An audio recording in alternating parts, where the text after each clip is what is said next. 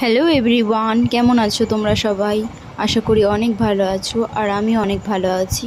তো আজকে একটা নতুন রেসিপি নিয়ে চলে আসলাম, যেটা স্বাস্থ্যের জন্য খুবই ভালো এবং উপকারী। তো সজনে শাকের ডাল করব। তার জন্য আমি সজনে শাকটাকে গাছ থেকে তুলে নিয়ে আসলাম, নিয়ে এসে ভালো করে সেটাকে বেছে নিচ্ছি। এদিকে ডাল সেদ্ধ বসিয়ে দিয়েছি, তোমরা দেখছো। একদিকে ডাল সেদ্ধ বসিয়ে দিয়েছি, আর অন্যদিকে শাকটা বেছে নিচ্ছি। তো এটাকে ভালো করে ধুয়ে নেব।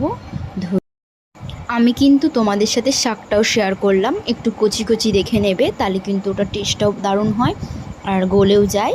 যদি একটু বুড়ো বুড়ো টাইপের, যেগুলো বাড়তি যে শাকটা, ওটা যদি তোমরা নেও, তাহলে কিন্তু ওটা গলবে না অত, একটা কেমন যেন তাকিয়ে থাকার মতন একটা ব্যাপার থাকে।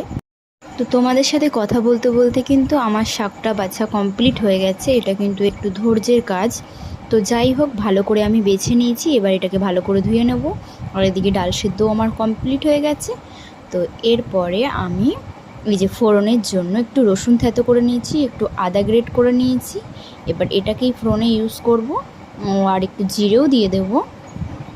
তো চলো, তো আমি চাটু বসিয়ে দিয়েছি। আমি আগে জিরেটা দিলাম গরম চাটুতে, তারপরে আমি তেলটা দিলাম। তো জিরেটা ফুটছে, এরপরে একে একে আমি শুকনো লঙ্কা দেব, আদা রসুন যেটা করে রেখেছি সেটা দিয়ে দিলাম, দিয়ে ভালো করে নাড়িয়ে নেব। তারপরে এরপর আমি লাল হওয়ার অপেক্ষা করব। তারপরে এর মধ্যে আমি ডালটাকে অ্যাড করব। তো ডালটা আমি দিয়ে দিয়েছি, তারপরে আমি কিছুটা জল নিয়ে তার মধ্যে হলুদটাকে ভালো করে গুলিয়ে নেব। আর আমি শাকটাও দিয়ে দিয়েছি, তারপরে ওই জলটা আমি অ্যাড করব।